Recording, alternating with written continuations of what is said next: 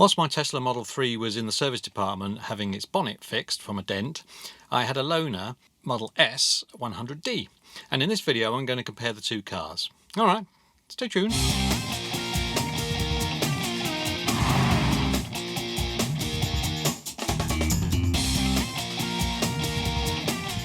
Hi, John here.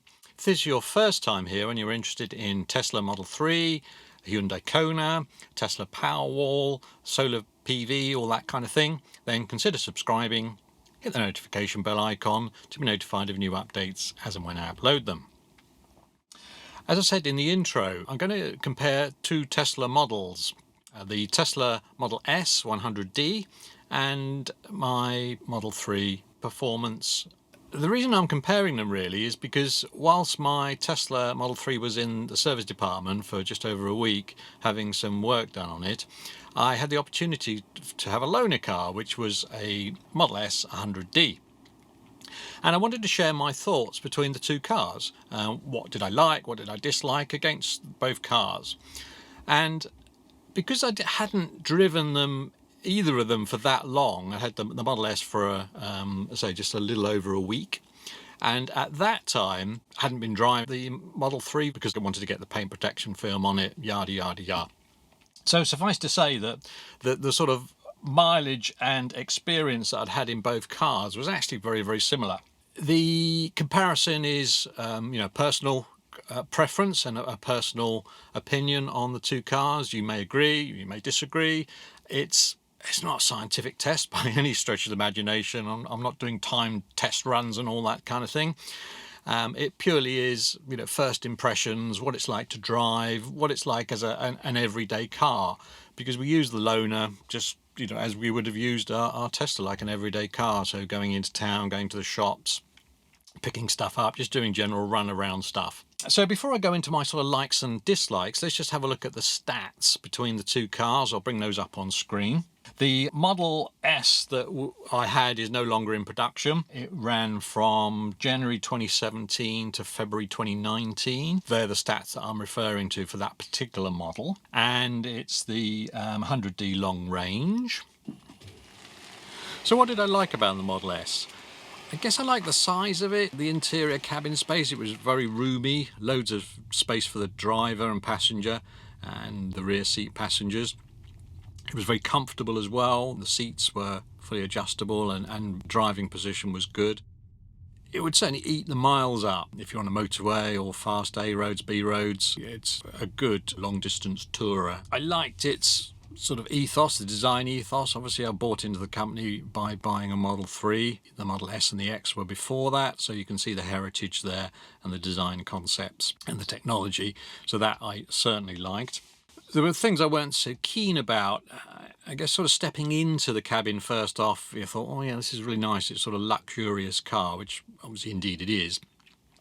But then when I started looking a little more detail, it did look a little dated, which I'm surprised I'm saying that it felt dated, being that it is still, streets ahead of all the main rivals in terms of an electric car.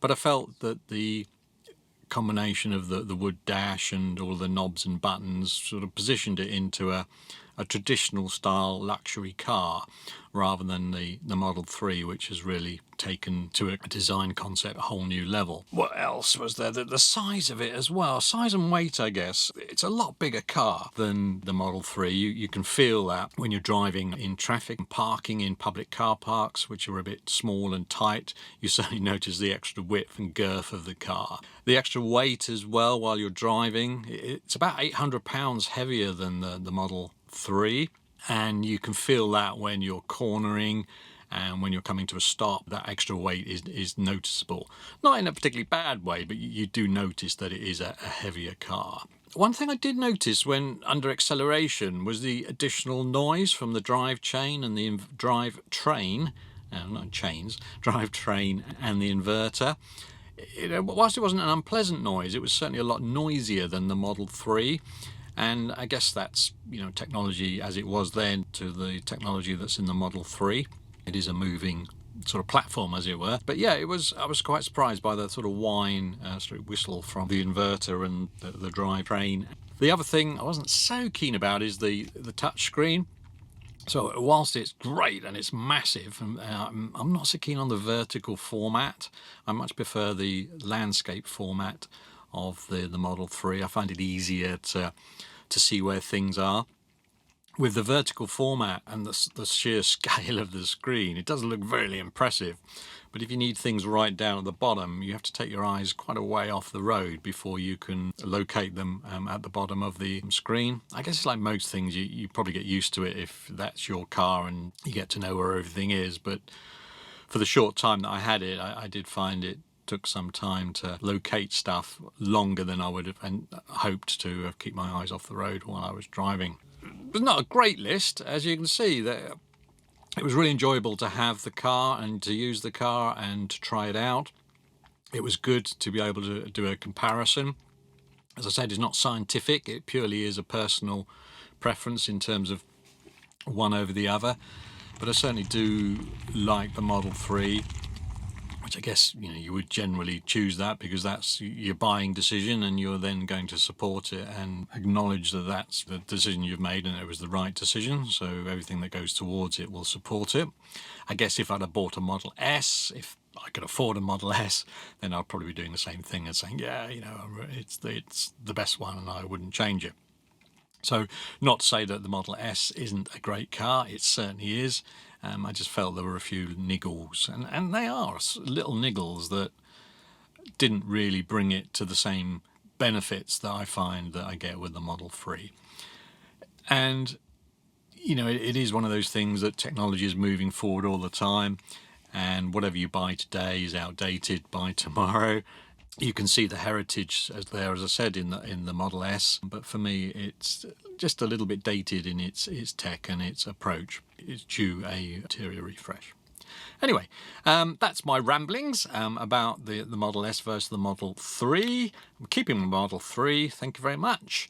What's your thoughts? Do you agree? Do you disagree? Anything I've missed?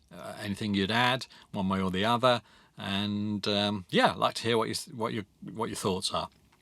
Anyway, I am been chatting in here and I'm steaming up, so I'm going to cut off and I shall see you soon on the next one. All right, take care. Bye.